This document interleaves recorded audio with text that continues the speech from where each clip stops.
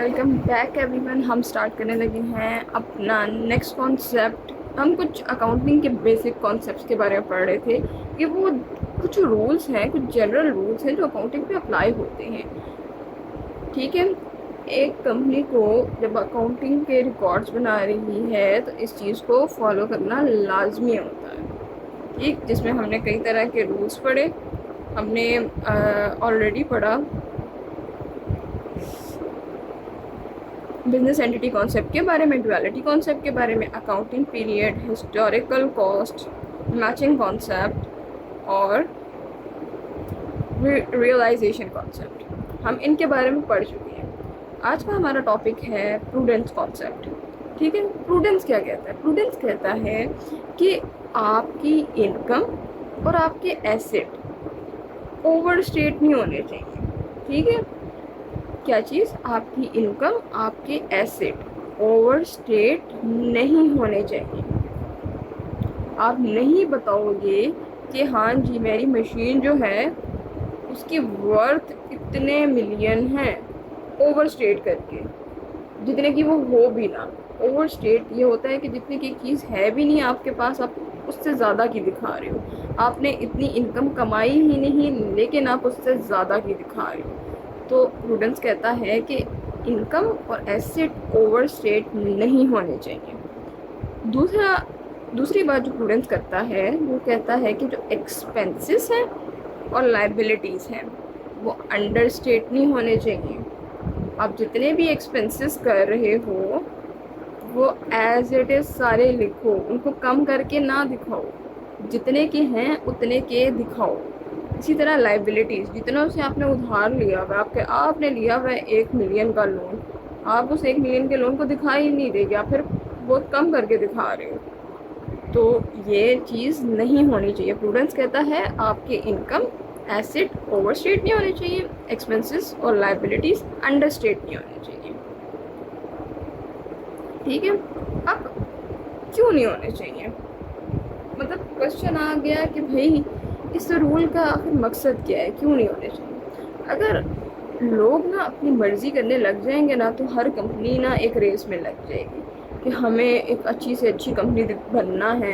Asset वो अपने इतने ज़्यादा दिखा रही होगी, इनकम्स वो अपनी इतनी ज़्यादा दिखा रही होगी, जितने के उनके पास होंगे भी नहीं। जितना बनी वो कंपनी उधार ले लेके होगी और उसने अपनी लाइबिलिटीज़ दिखाई ही नहीं होंगी। तो ये चीज़ प्रूडेंस इस चीज़ को रोकता है कि कंपनीज ट्रांसपेरेंट रहें। जितने का उन्होंने, जितने उनके पास चीज़ें हैं वो उतने पे ही दिखाएं, ज़्यादा पे नहीं दिखाएं। अच्छा, इसी प्रूडेंस कॉन्सेप्ट को फॉलो करते हुए ना हम एक एग्जांपल करते हैं। अब ये एग्जांपल थोड़ी सी एडवांस है जिसको मैं सिंपल करके समझाने की कोशिश करती हूँ। ये एग्जांपल कहती है एक कंपनी है, ठीक है, एक कंपनी है, उसके पास रिसीवेबल्स, वो रिसीवेबल्स क्या थी? रिसीवेबल्स हमारे पास वो अमाउंट थी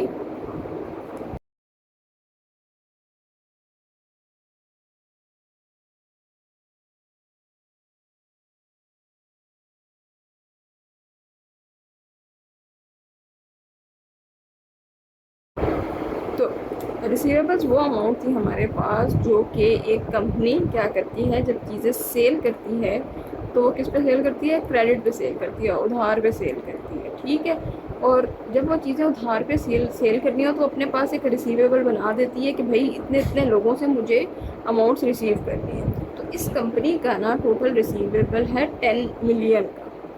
ठीक है, अब इस कंपनी ने अपने पास्ट एक्सपीरियंस से देखा कि 2% लोग जो हैं, 2% जो रिसीवेबल्स हैं वो तो इनको मिलता ही नहीं है। यानी इस 10 मिलियन का 2% इनको कभी रिसीव होता ही नहीं है। इनकी पास्ट हिस्टोरिकल ट्रेंड से पता चल रहा है। ठीक है, अब इस कंपनी को क्या करना चाहिए?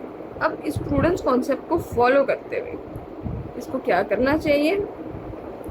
इसको अपने जो स्टेक होल्डर्स हैं उनको एक एक चीज़ बतानी चाहिए। एक एक चीज़ कैसे?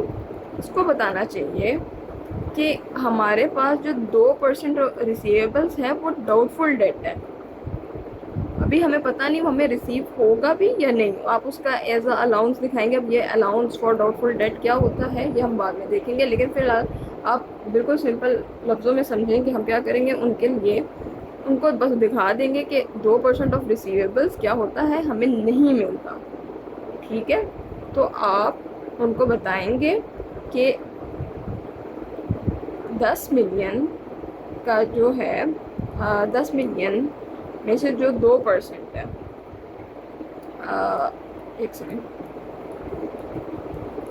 ये 10 मिलियन था और इसका 2% 2 लाख बनता है, ठीक है। आप बताएंगे कि 2 लाख तो हमें मिलना नहीं है, हमें मिलने वाली अमाउंट ये है।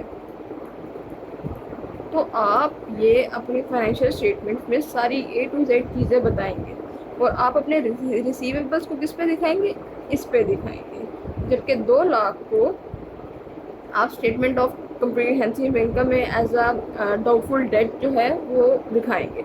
जब आपको रिसीव हो गए तो आप उसको फिर जो है अपने पास रिकॉर्ड कर लेंगे, लेकिन फिलहाल जब तक रिसीव नहीं होते डाउटफुल डेट ही रहते हैं, आप इनको ऐसे ही एज इट इज़ दिखाओगे। इससे क्या होगा, इससे चीज़ ट्रांसपेरेंट रहेगी, ठीक है। अभी जब आपको पास फ्रेंड से पता चल गया कि भाई हाँ हमारे कंपनी में ऐसा होता है कि हमें ये चीज़ नहीं मिलती, हमें 2% का लॉस होता ही होता है, तो आपने क्या करना है, उसको ओवरस्टेट नहीं करना। रिसीवेबल्स क्या होते हैं, रिसीवेबल्स हमारे एसेट होते हैं, आपने एसेट को ओवरस्टेट नहीं करना। आपको पता है कि वो चीज़ हमें पास से पता है कि वो चीज़ हमें रिसीव नहीं होती, आपने उसको उतने पे ही दिखाना है। ये चीज़ हमें प्रूडेंस कॉन्सेप्ट कहता है। इसने 2 बातें की, इनकम और एसेट ओवरस्टेट नहीं होने चाहिए, एक्सपेंस और लाइबिलिटीज़ अंडरस्टेट नहीं होने चाहिए, ठीक है।